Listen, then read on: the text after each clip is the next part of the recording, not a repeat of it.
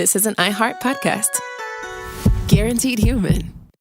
Hey folks, owning a home means one thing. Something's gonna break. AC, plumbing, fridge, and it's never convenient or cheap. That's where American Home Shield comes in. An AHS Home warranty can help protect your wallet from pricey breakdowns on even your oldest appliances and systems. And if they can't repair the covered item, they'll replace it. So check out American Home Shield and get 20% off any plan at ahs.com/SYSK and see promo details. See ahs.com/contracts for coverage details, including service fees, limitations, and exclusions. American Home Shield. Don't worry, be warranty. Stuff You Should Know is brought to you by Grainger. Grainger knows that if you're an HVAC technician and a call comes in, you need a partner that helps you find the right product, fast and hassle-free. And you know that when the first problem of the day is a clanking blower motor, there's no need to break a sweat. With Grainger's easy-to-use website and product details, you can be confident that soon you'll have everything humming right along. Call 1-800-GRAINGER, click Grainger.com, or just stop by. Grainger, for the ones who get it done. Hey everybody, we are coming to a town ostensibly near you, so putatively see us. That's right. May 29th, we'll be in Boston, really Medford, Massachusetts. The next night, we're going to go down to Washington, D.C., and then scooch back up to New York City at Town Hall on May 31st. Yeah, and if you're one of those people who likes to plan way far in advance, then you can go ahead and get tickets for our shows in August. We're going to start out where, Chuck? We're going to be in Chicago August 7th, Minneapolis August 8th, then Indianapolis for the very first time on August 9th, and then we're going to wrap it up in Durham, North Carolina, and right here in Atlanta on September 5th and September 7th. Yep, so you can get all the info you need and all the ticket links you need by going to stuffyoushouldknow.com and hitting that tour button, or you can also go to linktree/SYSK Live. We'll see you guys this year. Welcome to Stuff You Should Know, a production of iHeartRadio.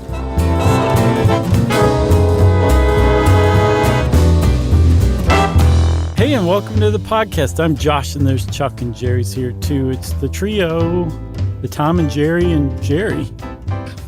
podcasting.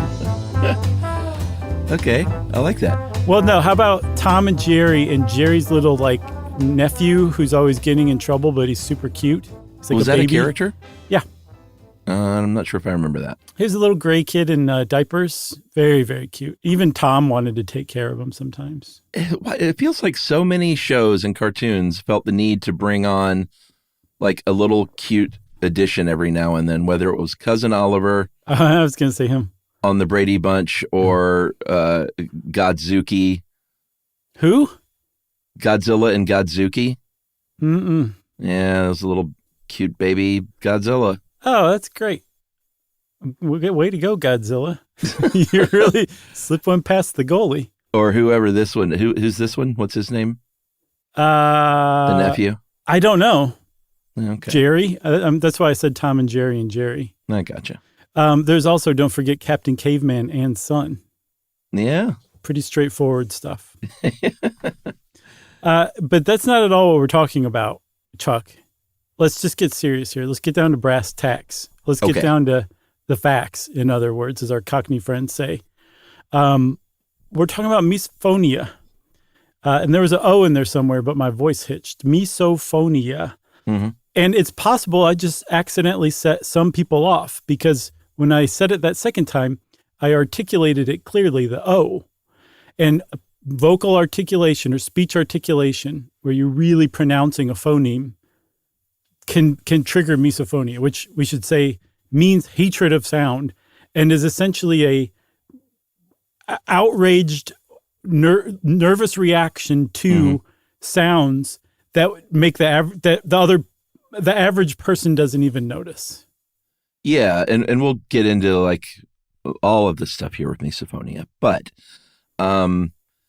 it seems to be more like generally more like sounds people make, like you often hear about like chewing food or lip smacking or chewing gum, just sort of like body sounds that people make, yawning sometimes. Yeah, particularly orofacial, like the stuff like you do with your mouth and stuff. Yeah, or nose, yeah.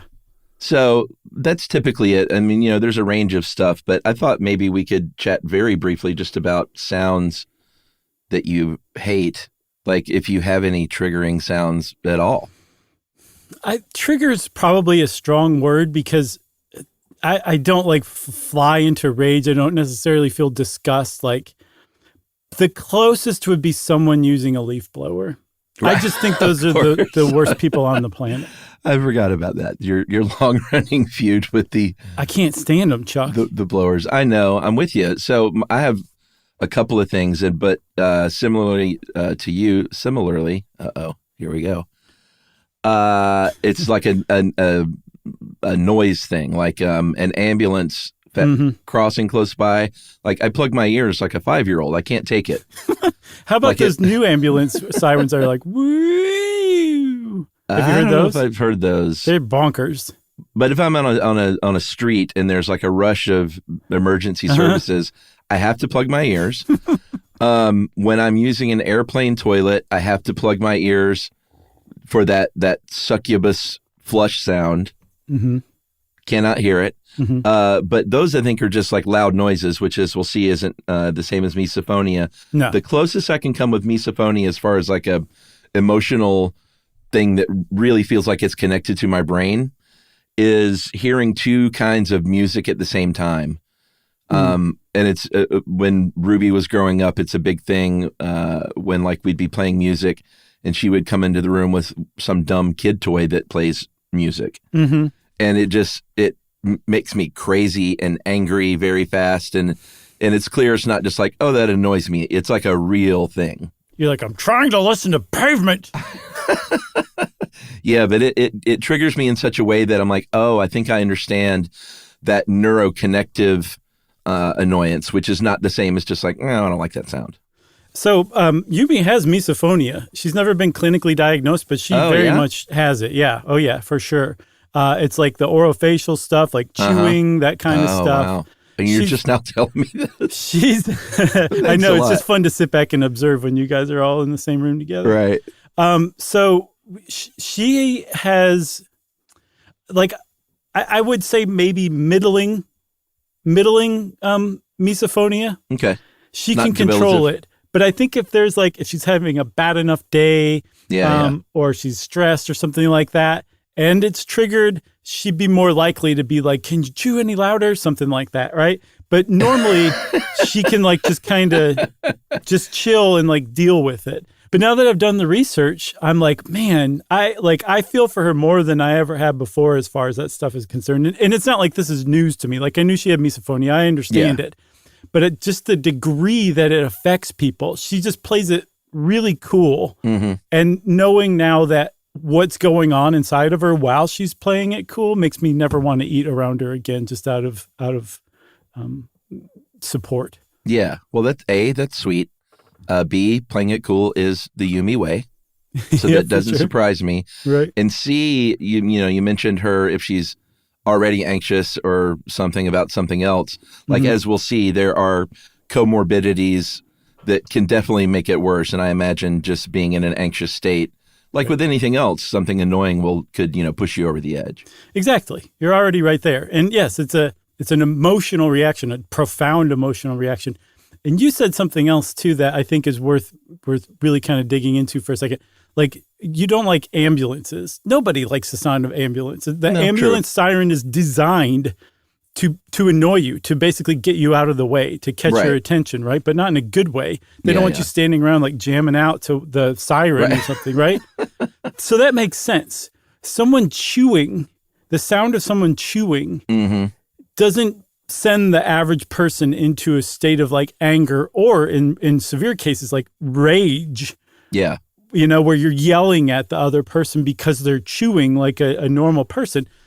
That's really where misophonia begins, where just a sound that wouldn't really upset anybody else really affects you.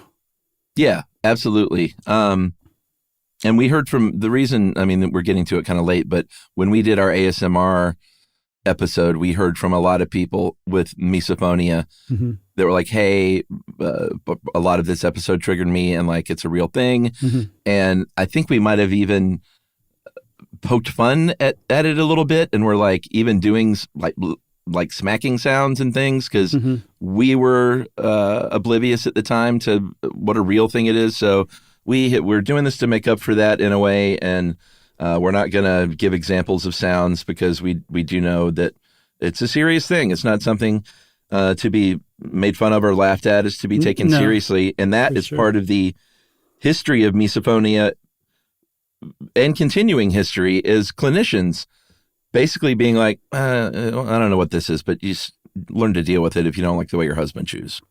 Yeah, let's talk about history. One of the reasons why people who finally go in to get diagnosed and treated for misophonia, one of the reasons they run into that kind of thing, their doctor might tell them just wear earplugs or get a hold of yourself or something like that. Yeah. Or their psychologist might be like, you clearly have other issues. This is just some symptom of it. Misophonia is like a very new thing. It has no clinical definition anywhere. Apparently, there was a committee that got together as recently as I think 2014, 15, 16.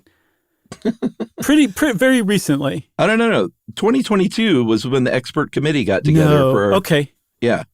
So during COVID, that's how recent this was. You're like, we have time now. Exactly. They're like, I guess we'll get around to it.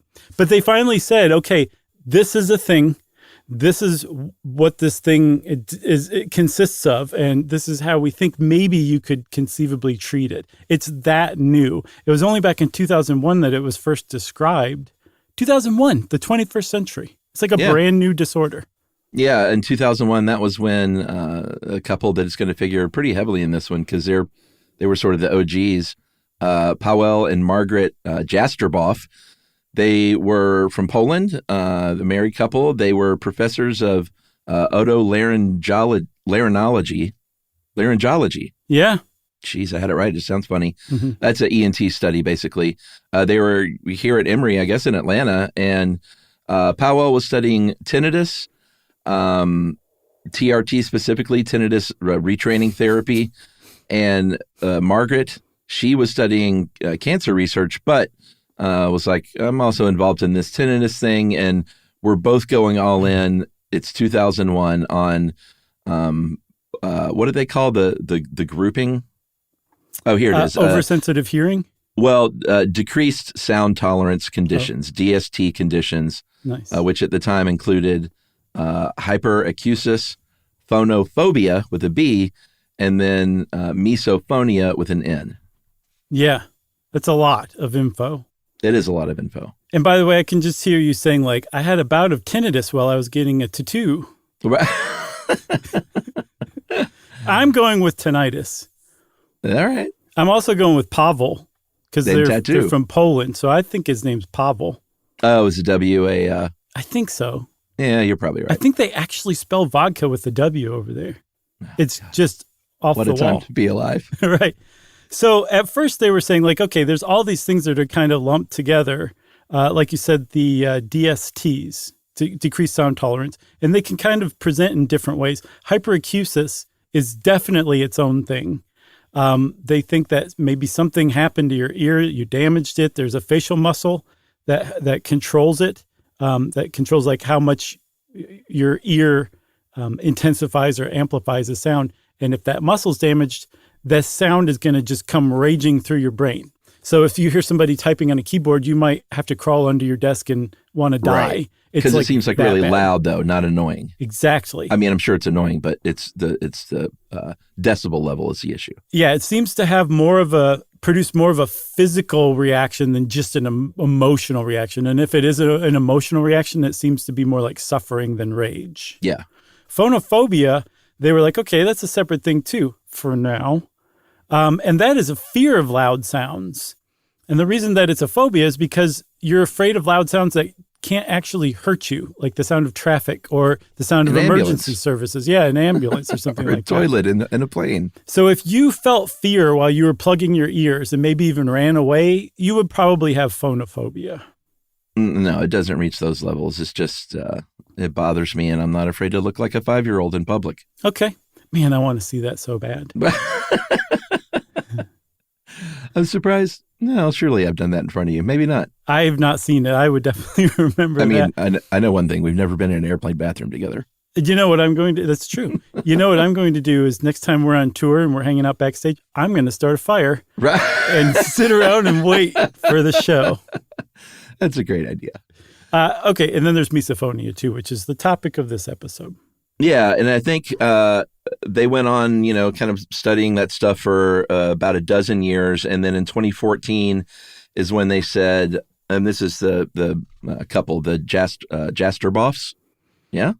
Yastreboff. Or it's probably Yastreboff, huh? Pavel Yastreboff is what I'm going with. And that sounds so much better than Pavel Yastreboff. Jastroboff. Anyway, they got together in 2014 and said, dear, I think we should reorganize this stuff. And Margaret said, don't call me dear. We're in a professional environment. Also, could you chew any louder? Could you chew any louder? And they said, let's just reorganize our taxonomy here. And I believe what they did was they tucked the phobia under phonophobia under misophonia, and basically said there's pretty much two things: hyperacusis or misophonia with phonophobia underneath phonia. Yeah, you kind of touched on the distinction between them too. Hyperacusis is some sort of mechanical issue. They think it's not in the brain. It's just like the sound itself is being delivered to your brain way louder than it is to other people for some reason.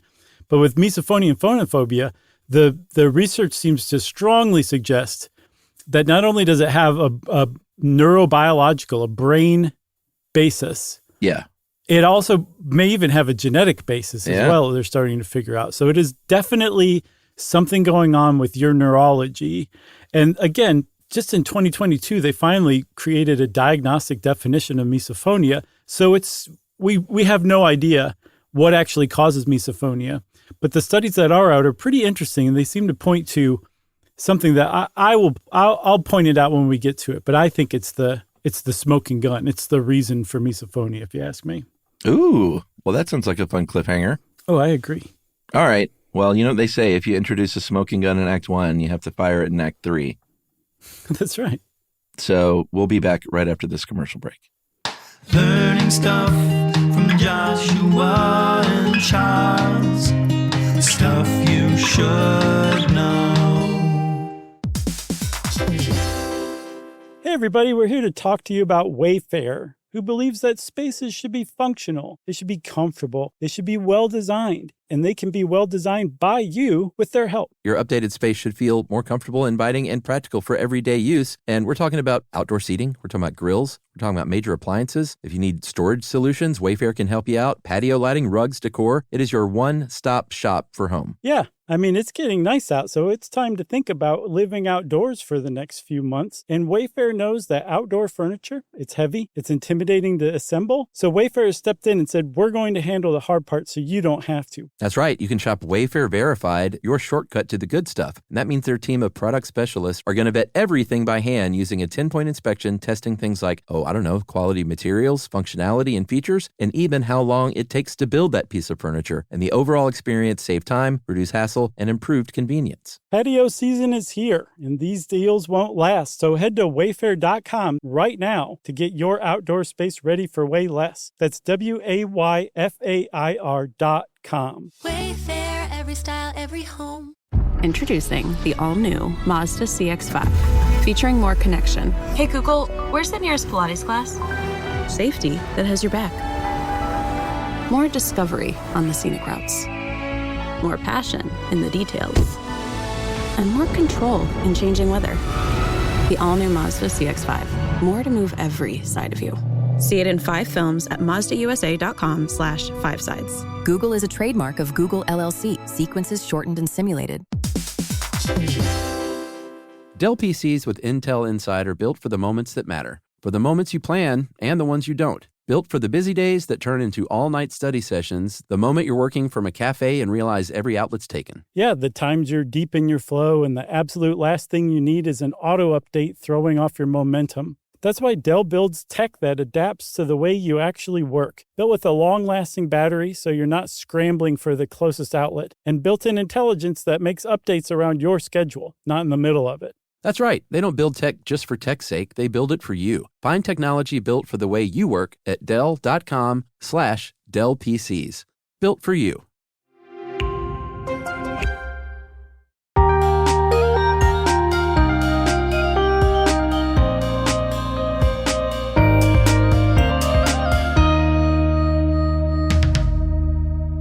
right, so we're back talking misophonia. One thing we should mention is as the Yastrebovs, there are in there. What is going on with me? Mm-hmm. The Yastrebovs were doing their work. It started to become just a more known thing on the internet. In 2011, there was a New York Times article by Joyce Cohen that sort of got it out there in a more public way.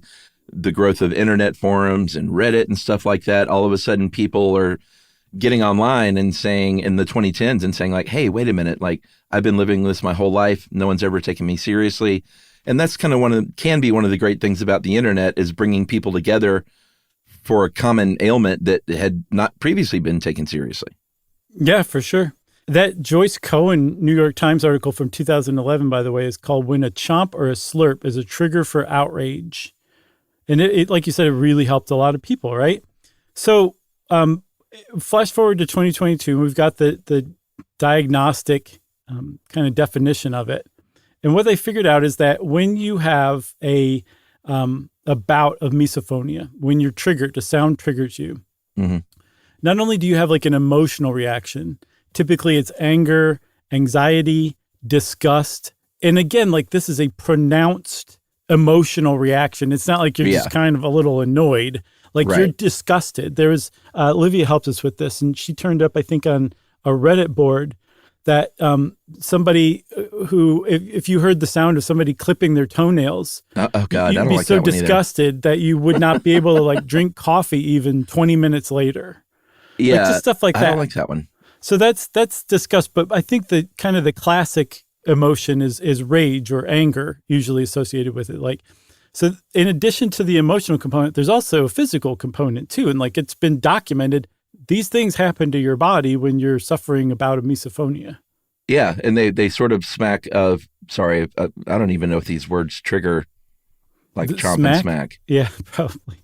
So I didn't mean to say that. But, like anxiety, it sort of mirrors anxiety. Your blood pressure might go up. You might start sweating. You might get tightness in the chest, goosebumps. I think I said heart rate. And it's not necessarily, it kind of depends on the person as to whether or not there's a single trigger that affects you or whether you have a lot of them. It's not always the same in everybody. And it's there's also behavioral responses like you said, like if maybe Yumi was having a particularly bad day, she might be glaring at you from across the dinner table and you're like, stop with the fork in your mouth and you're like, what? What? I've got like a chunk of spaghetti hanging out of the side of my mouth. Now you know what. Yes. And I knew what before, but again, like I just did not, I hadn't done the research. I hadn't been around it long enough. I've never met anybody with it before. So yes, I was, gosh, man, I guess I wasn't a very good husband for a little while there. No, you were fine. You just didn't know. We're all better people now than we were when we got together. That's true. That's true. I like to think that too, Chuck. But it can lead to, like you said, ragey episodes, and it's pretty rare, but it can lead to actual like violence, suicidal feelings, self-harm. I think they've documented that that's almost always isolated to cases where people have some other mental condition that is comorbid with, like it may be a last straw kind of thing. But it can, it's, again, just more than an annoyance. And I think that's probably the name of this episode. I think you're right. You hit upon it. There's also some other things that studies have turned up. They found that people with misophonia don't respond to loud noises any different typically than other people. So somebody with misophonia probably wouldn't respond with a misophonia response to those ambulance sirens, right? It's more usually kind of softer, probably wet or something like that sounds. I'm sorry, I'm really trying not to, but that would make sense why the ASMR episode set so many people off, because it's exactly those kind of like soft sounds, chewing. Like that's why if somebody's like, "Can you chew any louder?" You're like, I'm not doing anything unusual, but you're making a soft sound, and that is what they hone in on. So there's no difference between someone with misophonia and someone without it as far as loud sounds go. It's where the softer sounds are. And then other sounds that upset most people, again, this ambulance siren well is still very deep. I'm going to go back to it again. Okay. But also like a baby crying or something like that. Who wants to hear that? Nobody. Yeah. And that includes people with misophonia, but that doesn't necessarily trigger rage in them or misophonia. Yeah, and in cases of babies crying, even if you don't have misophonia, a lot of times that is coupled with lack of sleep from new parents, and it can get pretty severe. I mean, we were lucky with the sleep situation, but I've heard horror stories of new parents who are getting 3 hours of sleep a night, and a colicky baby. It's just it's terrible. I feel I have so much empathy for those situations. But back to misophonia, I guess I was just sympathizing for a minute. If we're going to talk about how many people have this, the Yastrabovs did I guess just sort of a round guess of 3.2% in 2014. But they based that on people who came in seeking treatment that also usually had tinnitus. And obviously, we've said this before about lots of things. You can't really base a number like that on people who seek help, because so many people don't, especially when it's something like this that's underdiagnosed and treated. Right. So other like people who've studied it are saying, no, it's more like 20% of the entire population, which is, that's a lot of people who have misophonia. They also think that women are overrepresented among people with misophonia. As much as 83% of people with misophonia might be women. And then there's one other very important thing that we need to point out. People with misophonia do not have better or more acute hearing than anybody else. That's not the problem. Yeah, that's not it. It's a difference in the way their brain is connected, is what it seems like. Yeah. Well, that's a good setup for getting into the brain. Thank you. I've been doing this for years now. If you're wondering if they ever stuck somebody into a wonder machine and smacked some oatmeal in their ears, oh my God, then the answer is yes, of course they have. They have done experiments, but as we'll see, there haven't been a ton of them because it is so new and probably underfunded. But they did put people in an fMRI machine, the Wonder machine, and they found that the anterior insular cortex, the AIC, which, and this makes total sense, it helps integrate sensory data from like organs and stuff like that. But it's also associated with the parts of the brain that are responsible for like emotion, fear, long-term memory, and stuff like that. Yes. This is where I think the smoking gun is, the AIC. Act 2, we're a little early. Because, I haven't fired it yet. Okay. I'm about to, though. The anterior insular cortex is also a major component of what's called the salience network, which is the region or the network of your brain that takes stimuli from the environment, like you said, and even down to your internal organs, and sorts through all of it and says, not important, not important, not important. Oh, that's important. And amplifies it up the chain. And it keeps getting amplified and passing through more and more filters until it becomes the brain's awareness or attention becomes focused on it. Right? So that salience network is like, that's important. We need to let the brain's consciousness like in on this thing. And now all of a sudden you're paying attention to that stimulus. What I think in particular is that there's a hyperactivity and or hyperconnectivity within the AIC that takes things that other people are able to filter out and turns them into a sound that can trigger you emotionally. And it's because your salience network is basically supercharged. So that would actually back up what they did with the studies with the MRI scans, not the fMRI, correct? Yeah, where they turned up the medial frontal cortex. Yeah, well, what they found was what you just said, the medial frontal cortices.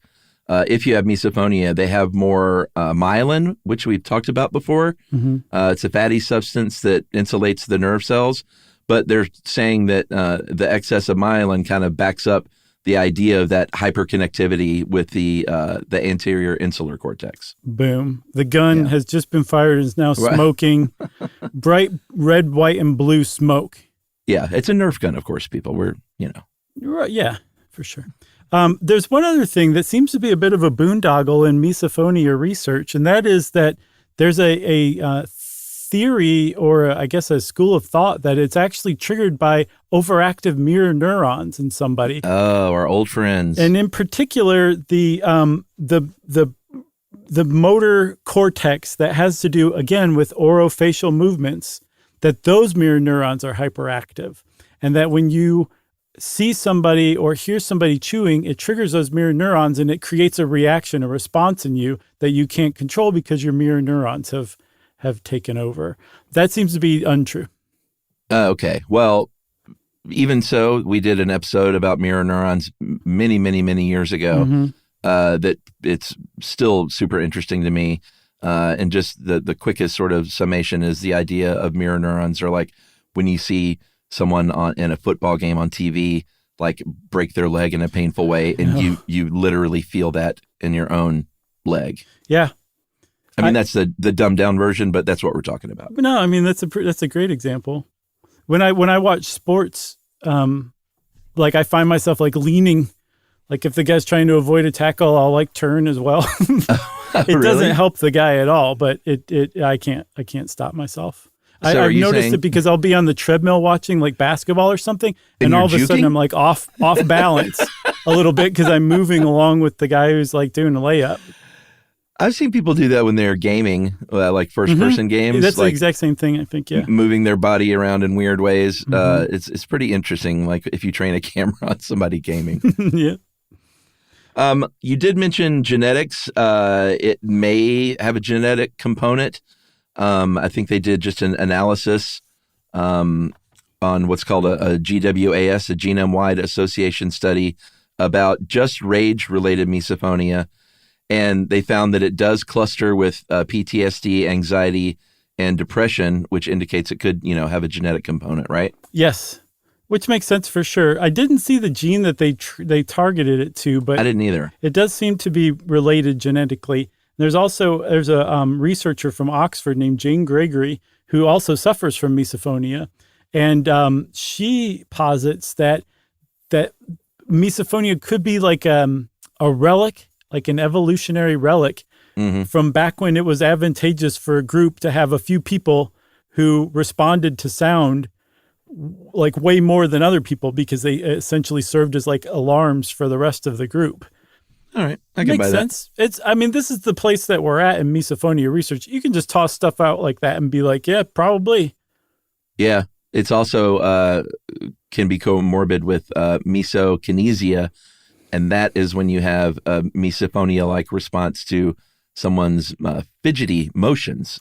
Yeah. So I think someone clicking a pen can be a misophonia trigger, but that's also sort of a fidgety thing. So that kind of makes sense, I think. Yeah. If you want to empathize with people who have misophonia and misokinesia, go on to Reddit. Actually, any condition that could be debilitating, go onto Reddit and look at the Reddit board for that condition, and your heart will just go out to people. Yeah. And I looked at the misokinesia Reddit board, and just the first few posts are like the language they use, like want to die, can't live like this. They're not. Oh, man. They're not talking about self-harm. They're saying like it's so like this is just bonkers, out of control, and they're talking about being in class and everyone's just kind of bouncing their knee, and they're just so overwhelmed by that and unable to not pay attention to it that they just feel like they're losing their minds in just the worst way. It's really awful. And I'm not overstating the way that they describe it at all. Oh, I'm sure. One thing I did notice though on the misokinesia board is one OP said that they counteracted the experience by, I guess, kind of like mirroring what the person was doing. So if somebody's bouncing their knee, they use their hand to just kind of keep time with the person's knee, and it somehow counteracted or short-circuited the misokinesia in them right then. Well, I mean, they've said the same thing with misophonia, is that sometimes people will make that sound themselves to counteract it, and that can help. Yes. So if you're ever clicking a pen and your coworker stands up and just shouts, click, click, click, click, click, Right. they probably are having a misophonic episode right then. Yeah, for sure. And you should stop clicking your pen. It can affect obviously the workplace in negative ways, but it can also affect your relationships and your family. It has been described as contagious in a way, because if you're, let's say, in a close relationship, maybe like married to somebody or coupled up with someone or living with someone with misophonia, you might become very attuned to their trigger sounds. And it's not the same as having misophonia, but it is contagious in a way in that all of a sudden, like if you then were just really on the lookout for the sound of people, chewing their food, right? Because of being married to Yumi, that obviously it's not as bad for you, but it can get into your brain and sort of take over in a way. Yeah, and I don't think it's like it could trigger misophonia in somebody else. I don't buy that. What I think is you just become hypervigilant on behalf of your spouse because you care about them. So you could conceivably get angry at somebody daring to chew around them because you know what it's doing to them. That's what I take that as. No, absolutely. But I think that they say it can be worse with people that are close to you, right? Than like out in a restaurant with a random stranger. You might get more bothered by your family members or your coupled person. Yes, if you have misophonia, usually it's the people who are closest to you that can set you off the easiest. Right, with your spaghetti hanging out of your mouth. I've not figured out exactly why. My guess would be that they know that you know what they're going through and you're still doing it. Maybe you seem very thoughtless or careless. Yeah, right then. Yeah. That would be my guess. But there's a huge component of this that I think really kind of supports that salience network hypothesis of mine. Let's hear it. And that is that the sounds seem to have also like a personal emotional component to them. Like the Yastrebovs, their theory is that like the limbic system is very much involved, which would explain why emotions there. So if you combine the limbic system with the salience network, the emotions you're feeling are like personal. Like it feels personal to you. Hence why you would feel something like outrage or profound disgust or something like that. You feel like you're being personally attacked right then. Oh yeah, that makes sense. Yeah, like your brain has told you this is a very, very important stimulus and you need to respond to it in kind. That's the salience hypothesis. I like it. Can we call it the Josh Clark salience hypothesis? I've been hoping you would say that all episode. The JCSH? It almost spells Josh. It does. Can we rework that? Sure. Yeah, can you turn that C into an O? Well, sure. Can you turn my last name into an O? I wasn't sure if you knew what you were saying, so I was just giving you a backdoor. But... No, I knew it. Josh O'Clark. Okay. Yeah. I just did it for you. Hey, you may have been at one point. You never know. All right, so let's take a break now, and we'll come back and talk about what you probably think is coming, which are myriad forms of CBT behavioral therapies. Right after this. Learning stuff from Joshua and Charles. Stuff you should know. Introducing the all-new Mazda CX-5, featuring more connection. Hey Google, where's the nearest Pilates class? Safety that has your back.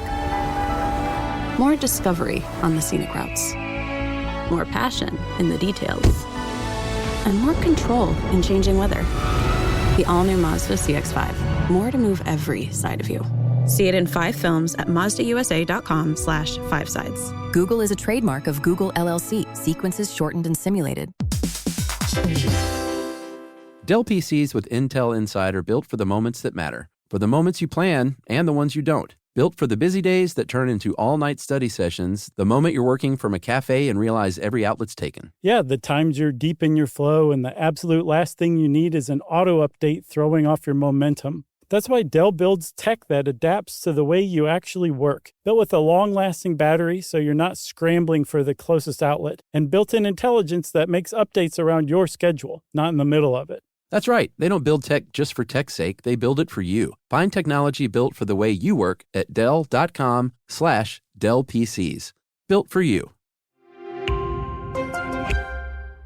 Everyone knows winter is the real mess maker. You don't need WeatherTech floor liners for summer unless you hit the beach and half the beach ends up back in your car or the campsite dirt ends up in your trunk. Then you'd want a cargo liner or a road trip go sideways. Lemonade spills, ketchup goes rogue, ice cream drips. Yeah, you'd be pretty happy about those WeatherTech seat protectors. So just to be clear, as the mud you're inevitably going to step in this summer, you don't need WeatherTech unless you plan on doing summer. Visit WeatherTech.com today.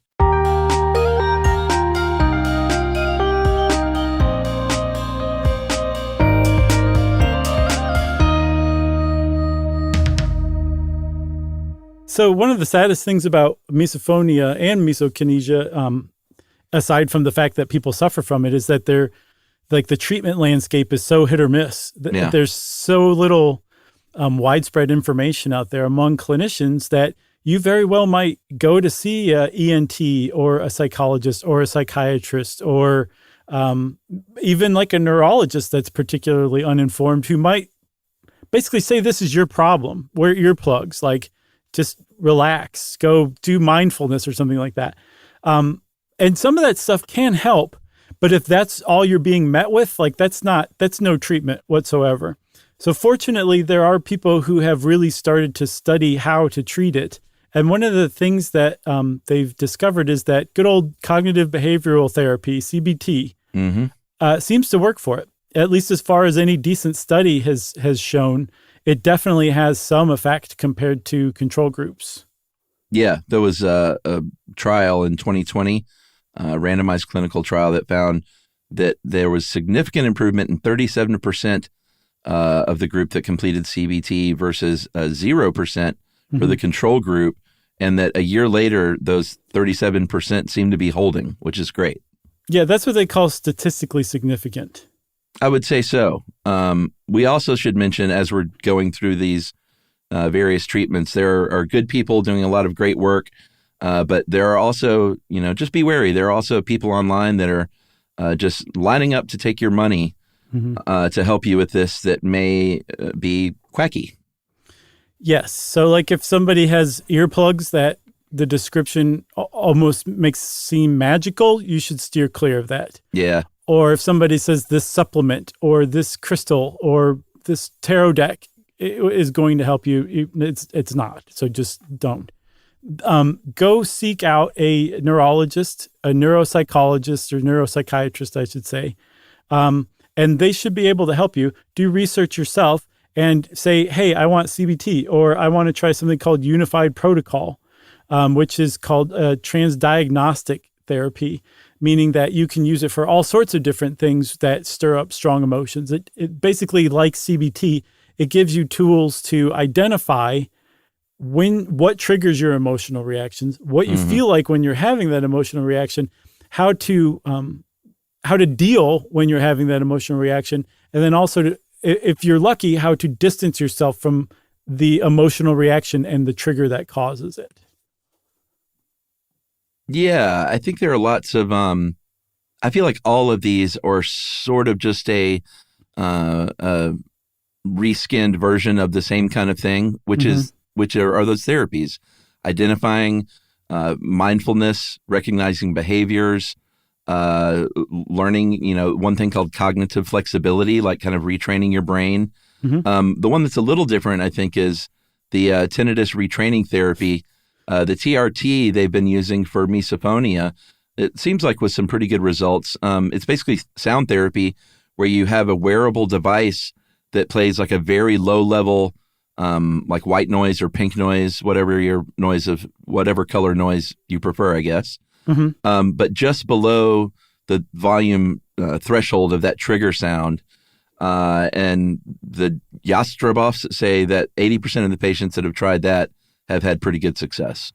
Yeah. The key is you want to gradually increase like the volume of that trigger sound against the background of that pink noise. Right. So that it's a type of exposure therapy, which is very controversial with misophonia. Yeah, for sure. A lot of people say, do not try exposure therapy. That does not work. And actually it makes it worse because what you're doing is enraging yourself and all you're doing is strengthening that neural pathway that triggers that rage in the first place. So it's not only not helpful, it's actually counterproductive. Other people say, no, you can do certain types of exposure therapy like the Yastrabov's TRT with the pink noise. But if you do start to have an emotional response, stop.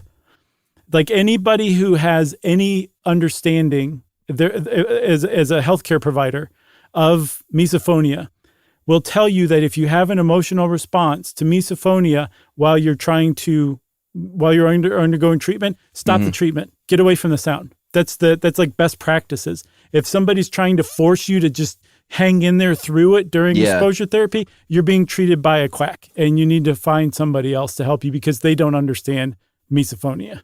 Yeah, there's this one I don't fully understand. This is Jane Gregory again from Oxford. She has worked on a situation where, or I guess a therapy, where she tries to create a different association with that sound. And she did this, in one case at least, by riding one of those, like a amusement park, like Disney World, I guess, like a dizzy ride, like a spinning teacup ride, while listening to, what was it in this case? Her husband slurping tea. Yeah, Josh eating spaghetti. Right. Which makes sense in a way, but then, like, wouldn't that just make you dizzy? Wouldn't you want to choose something that's not also awful? I think that what she was Or does she just love those rides? She must love those rides. And also, I think she was after making the whole thing silly. So, like, when she heard her husband slurp tea, she would think about spinning around in a teacup, and that might kind of disarm her rage or something like that. I guess That's I what hear took that, it as. and I'm like, those are the worst rides because it just makes me sick to my stomach. So No, I'm totally with you. maybe yeah, I get it. But yeah, so that is a weird example. But what the basis of that therapy is that you're listening to the trigger sound while also doing something else or learning to associate it with something else that's not that horrible emotional reaction. Yeah. Okay. Well, that makes sense. And then also, Chuck, there's self-treatment for misophonia that people have discovered along the way, like like wearing noise-canceling headphones. Yeah. Wearing headphones where you're listening to pink noise or some kind of noise or music, like just putting a barrier between you and any sound that might trigger you. And then there's other techniques too, but they're very sad, like not eating with your family. Yeah. Because you are probably going to get triggered, and it's sad, but that's a really effective intervention for misophonia. Yeah, there's a woman named Shaylin Hayes Raymond, who is a co-founder of Misophonia International, and her whole jam is like self-advocacy. So, don't just it's okay to tell your family that hey, can you try and avoid these triggering sounds? Can you be aware of what I'm going through?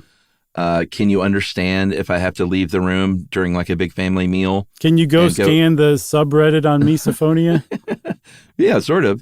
But to advocate for yourself, also, and things like noise canceling headphones, like you mentioned, or just like getting out of there, like you said, like leaving the room, because from what I've seen, it calms down pretty quickly. Mm-hmm. If you can remove yourself from the sound, you don't stay in that state for, hours, generally, from what I've seen. Is that right? Yes. Yeah. It can pass fairly quickly. So that's the good news. Yeah. And then also the good news is that there are smart people who have begun to study this, in addition to the Yastrebovs, who are making some headway. So hopefully there will be some sort of like verifiable cure or treatment for it in the not too distant future. Yeah. I mean, if we're talking about a thing that's just been seriously looked at in the last 20 years, mm-hmm. You'd imagine that there'll be a lot of headway made. Yeah. And I think just getting like an episode out here for people that maybe have been like poking fun at someone in their life, not taking it as seriously, like mm-hmm. hopefully this will help that, Yeah, we're the Joyce Cohens of podcasting. Did you get that? I did. I mean, that was, I don't know. I'm sorry. I thought you were talking about the self-advocate. Who's Joyce Cohen? She's the woman who wrote the 2011 New York Times article that told everybody who was suffering from misophonia that was a real thing. It was the other person. I got it. I thought you were saying Joyce Brothers. Who won on, what was that show? Quiz show? Battle of the Network Stars? No.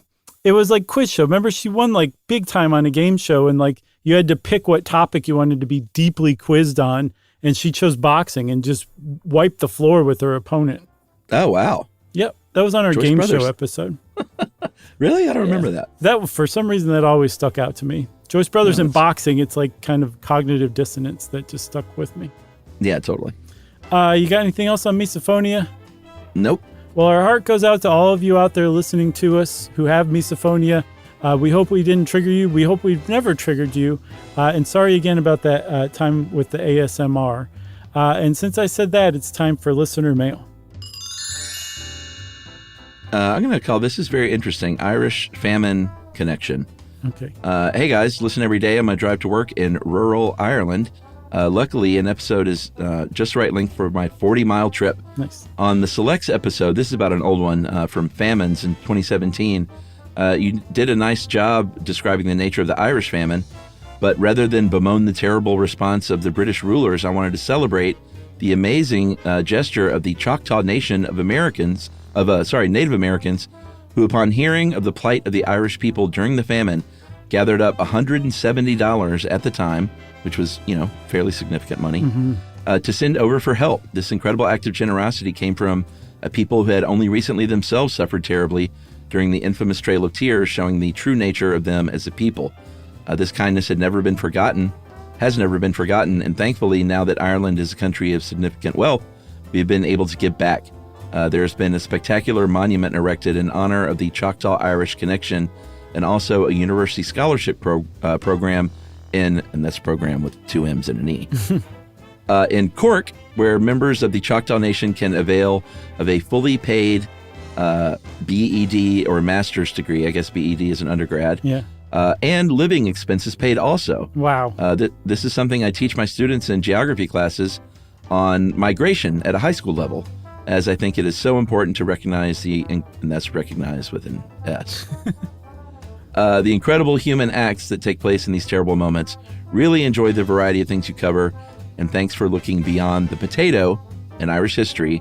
And that is from Bob Grace in County Carlow. That's awesome. Thanks a lot, Bob. Super cool. Yeah, that's wonderful. I had no idea about the scholarship. Did you? I feel like we mentioned that in another episode. I don't remember which one. Maybe Trail of Tears. Oh, really? I don't remember because, it does sound familiar, but I definitely don't remember the college scholarship thing. So, way to go, Bob. Well, you know me. I've forgotten anyway, so I'm happy to relearn it. It's awesome. I wish I were you. You could just watch movies over and over again. I'm like that guy Memento. Yeah, Guy Pearce. Yeah. If you want to get in touch with us like Bob Grace did with a great story, we want to hear it. You can send it off via email to stuffpodcast@iheartradio.com. Stuff You Should Know is a production of iHeartRadio. For more podcasts from iHeartRadio, visit the iHeartRadio app, Apple Podcasts, or wherever you listen to your favorite shows.